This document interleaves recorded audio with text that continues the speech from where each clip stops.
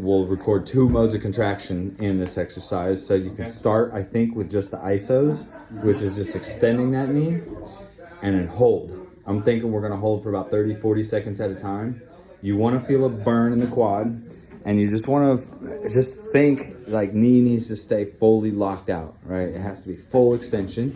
If you're getting some weirdness in there, or it's pulling like up the back more, like what we talked about, you can mess with an ankle position. I don't think it'll change it too much. I think this is more about the pelvic floor, trunk, and spine.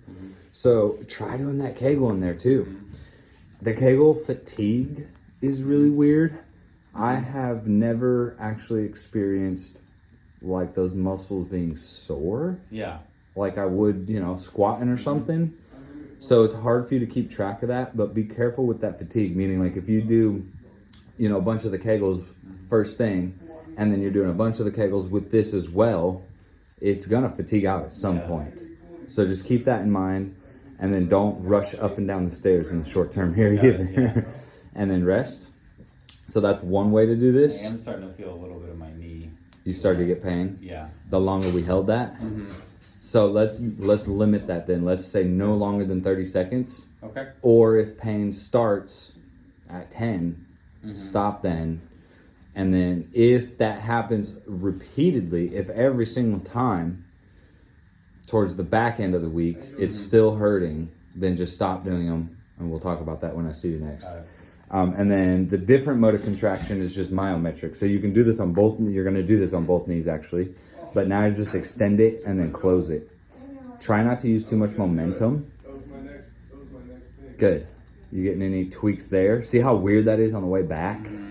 Really try to smooth that out. You're not gonna be able to do it immediately. That's plyometric. So what's happening with that is your quad tissue right there is shortening, now it's shortened, and now it's lengthening under load again. Those plyos are kind of more tricky to do in general. Yeah, that plyo is real jumpy, isn't it? Try not to lift your leg up off the table when you go down either. There we go. That feel different?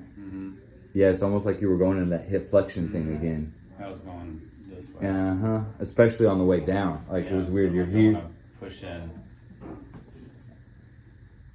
Beautiful. Which I think is related, man. It's the same. I don't know exactly how this is related to the pelvic floor yet, other than when we got your pelvic floor on, you were able to hold your hip extension and your hip flexion, which is interesting because the hip extension is the or the lack of activity, right? You did not want to extend the hips at all. Even on knee flexion, you comped into here. This is going from knee extension back into knee flexion. You still wanted to do that instead of down. So I just wanted to throw all that in the video because I think this is all related to the same issue. So I think we're knocking on the right house. We're definitely on the right street. We're definitely in the right neighborhood. I'm almost certain we're at the right house. It's pretty close. So this pelvic hip system is definitely suspect number 1. Okay. Nice job. Anything you want to add to this one? No. Okay.